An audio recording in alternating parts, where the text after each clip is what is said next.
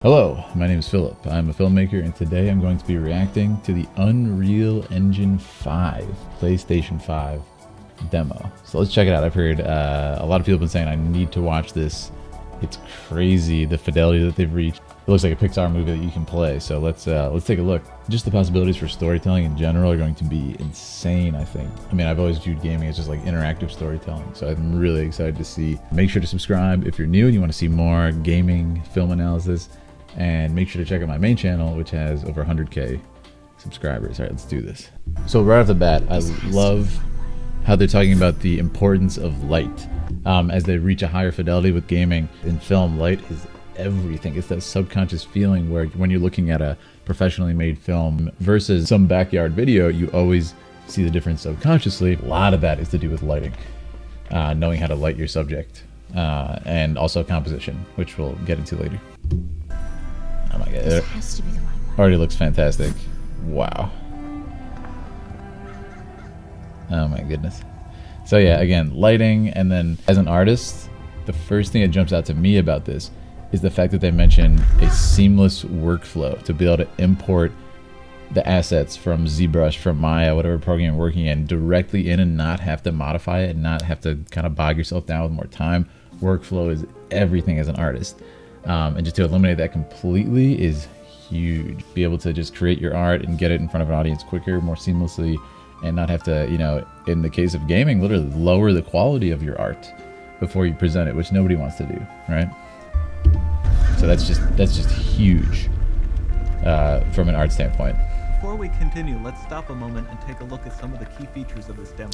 Look at the detail. Much of what you see was built with Quixel Megascan assets. Gotta be kidding me. Instead of using the game versions, we use the cinematic versions, which would typically only be used in film. There are around 1 million triangles each.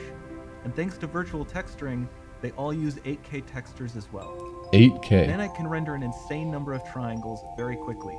There are over 1 billion triangles of source geometry in each frame that Nanite crunches down losslessly to around 20 million drawn triangles. What? What does that many triangles look like? This isn't noise. These are the triangles, each a different color.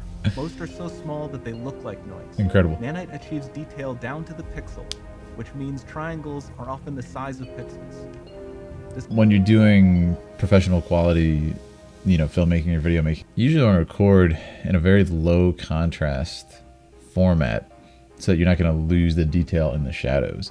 There's a lot of reasons for that, because then you can go back in later and you can tweak that color information, which will be retained in the shadows, not just like a black or a white, for example. The reason I'm saying that is we're looking at this level of detail here that looks photorealistic in a game where they're able to tweak this stuff, you know, as an afterthought, which is just so incredible. And I mean, we're seeing stuff on The Mandalorian, this new system where they're just filming a circular screen around the diameter of the entire set with, you know, these realistic assets being projected or shown. And it's just, this seems to be the future of using this high fidelity level of digital imagery to, you know, express things which cameras can't. It's crazy. All of the lighting in this demo is completely dynamic, with the power of Lumen that even includes multi-bounce global illumination. Yeah, I mean, you can just see. Maps, no baking here. Without GI, all of that beautiful lighting is gone. With Lumen enabled, we can move the light and the bounce changes instantly. Yeah, that's insane. Okay, let's keep going. Actually insane what we just witnessed. The fact that you can see the light reflecting off the rocks onto the ceiling, it's ridiculous. I mean, it looks We've made photorealistic. some great additions to our audio system as well. Convolution reverb allows us to measure reverberation characteristics of real spaces, like actual caves that we sample, and reproduce them in virtual spaces. Yeah, Sound field rendering allows us to record and playback spatialized audio. That's going to be another huge thing, man. Audio is so important in any sort of experience. You know, audio is half of the message. This adds up to a more immersive experience. Yeah, audio is half of the experience.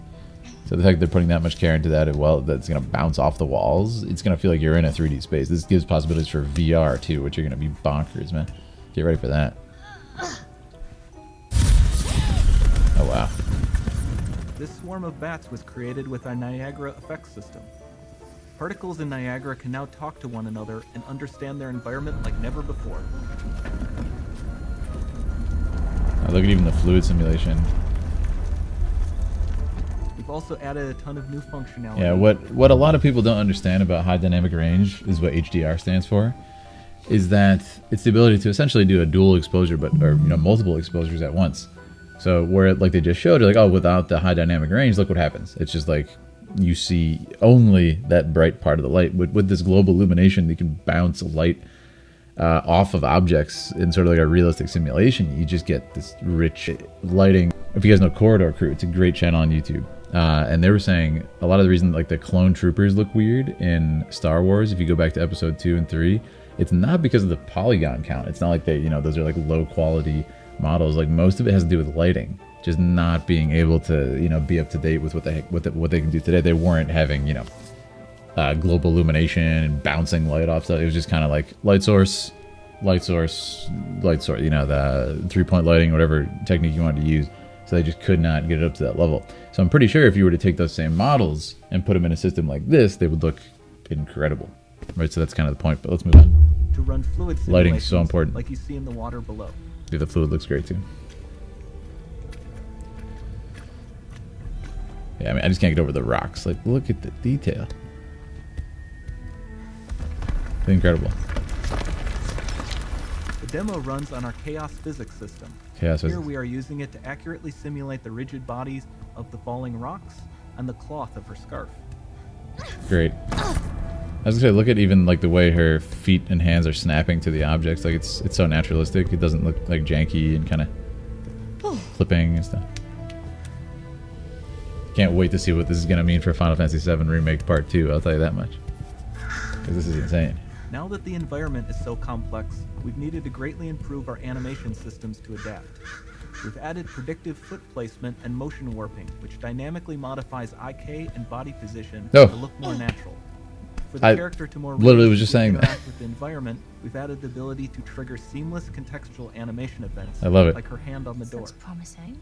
I was just saying like how good it looked, and they're like, hey, by the way, oh come on, yeah, that's incredible. Dynamic GI is amazing, not just for speeding up Look at the statues, but also though. for its impact on gameplay. Oh, Nice. Any light Looks source can move while it still might having be. beautiful bounce lighting. Dynamic illumination means specular as well. look at the reflection on this statue. It's just so real, Like there's not a light source over here on this end, that's bouncing onto the statue. It's this light source bouncing across the entire room, and the particles hitting. Oh, it's so well done. You can see on all the metal surfaces. Look at the You can even insects, see dude. the Niagara-powered bugs reacting to the light. React to the light. Wow, reminds me of the Mummy. Lumen not only reacts to moving light sources, but also changes in geometry. Wow. One of the cool things I noticed too is that they're working with a high dynamic range camera that's changing apertures and changing ISO as as the light source changes. But it has this very nice sort of like seamless transition to it. It's not jarring. And that to me is what makes it look really real. Because when a light source changes in real life, what happens? Your eye adjusts. So it's giving this sort of like more naturalistic approach to it, which is just so soothing. Remember we mentioned high poly assets? This statue was imported directly from ZBrush and is more than 33 million triangles. 33 million. No baking of normal maps, no authored LODs. So, I mean, I'm not familiar with those terms exactly, but look at the detail. That's all I have to say. It's ridiculous. And you can see, too, because they're willing to put the camera that close, so they don't have to hide it anymore. And that's what you'll see in a lot of games, is they'll kind of hide assets and not use particularly close angles on purpose. There are nearly Look at this. 500 of that exact statue at the same detail level placed in this room for a total of over 16 billion triangles from statues alone. 16 billion triangles. So what does this tell me, right? It tells me that they're going to be Over doing this entire scenes with demo, like there are hundreds of billions of triangles. thousands of soldiers on screen, and stuff like that is possible, and that's really cool.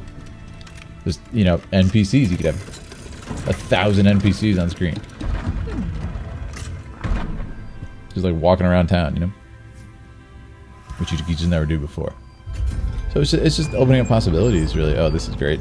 I love how they're using light. Limitless geometry. Yeah. And with Lumen, you have fully Oh, dynamic that's lighting cool. and global illumination. Yeah, I love how they use All lighting running so much in on this. a PlayStation 5. This is just on the PS5, so that's what's crazy to me.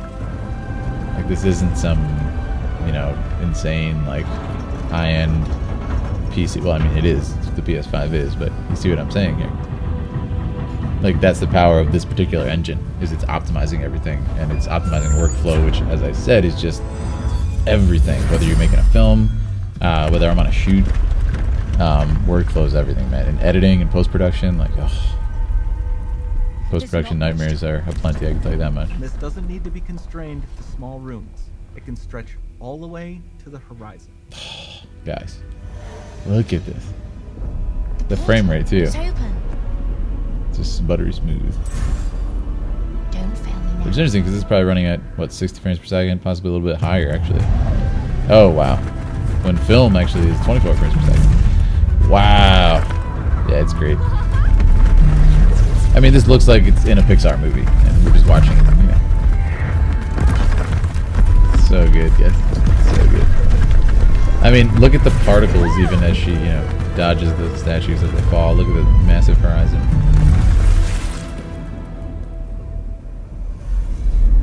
Incredibly done. So with her, you'll notice they have put her hair into like a very clever braid and everything. Because I don't know that they're ready to kind of showcase hair effects, which is usually the biggest problem to make it look realistic. But I mean, her hair looks pretty darn good. But I think that was a definitely strategic thing to do there. But I'm interested, man. If they can have a statue with 100 million triangles, they should be able to get hair looking pretty good. Wow, look at this effect on the portal. What in the world? I mean, if you told me this wasn't pre-rendered and I had no context for this trailer, I would laugh at you. Like, for this shot right here, look at this insane, like, vortex, like ethereal light and stuff. I'd be like, yeah, this is a joke. This is absolutely pre-rendered. Time to see. That's great. So yeah, I mean, just observations in general is, like I said, workflow. I don't work directly in game design, but having that as like the main selling point is just amazing. And I know the other one, because we were talking about Final Fantasy VII Remake, is that one of the selling points on this engine is its design, so you can move projects you've been working on in Unreal 4 directly to Unreal 5. And again, it's just, it's a dream, you know, and it's supposed to be seamless, not supposed to be difficult to learn. It's supposed to be able to be worked on, you know, in a very similar way. And again, thinking about projects like Final Fantasy VII Remake, it's got to be so attractive. Like, if I'm Square Enix, it's got to be so attractive, because it's not even about, like, it's much more cost effective to take time to learn the new systems. Like, they were talking about the different physics engines and stuff they have in here, as opposed to like, oh, I guess we'll just keep like having to lower the quality of our assets that we bring in from other programs and like optimize them just so they can like fit in here. Like, that would just save so much time, and time is money. You're gonna be paying artists to have to deal with this. You could like just create so much more action within the office, you know. So yeah, it's incredible to see. I cannot wait to see where they go with this. It looks absolutely incredible. And that's the difference between like a low quality or a low budget film and a higher budget film, is when you have the luxury to have any lighting that you desire. That's when it tends to have that higher just like subconscious feeling of like, oh, okay, this is like a real movie. I mean, what I'm also noticing is like there's no buffering, there's no loading time. It's just, yeah, now we're over here, now we're over here. You would think in most games it would take an insane amount of time to load those areas. Let's go back a little bit to this too. Yeah, right at the beginning, this ridiculous detail in the rocks right here, man. Because again, it's weird. Like, eventually it's gonna get to the point where we're gonna take all this for granted, right? Like we always do. But it's gonna get to the point where it's just, yeah, photorealistic background, so like, cool. You know, it's weird. It's weird to think about. Whereas, you know, I grew up on the N64, which is just such an imaginative, cool thing because it's so abstract. Like, looking at like Mario 64, one of my favorite games ever, and I think no one would argue one of the greatest games ever made, is it's so like imaginative. It kind of really fuels your imagination as a kid because it's so abstract, just like all these weird shapes making up levels and everything. Like, it's so different than anything that's photorealistic. You can't even place it in your mind, so your mind goes to, you know, like the most imaginative place possible. So it's interesting to see now we're going to be at this point where for kids it's almost more like a VR experience, where it's like, oh, it's just the experience of seeing a different reality, essentially. Because, I mean, we're looking at, what, 10 more years down the line? It's just going to be much better than this, too. You know, it's hard to think about. So, yeah, we're going to get to the point where I think a lot of people are just going to be like, cool, so gaming's just like another window you look into to a different place,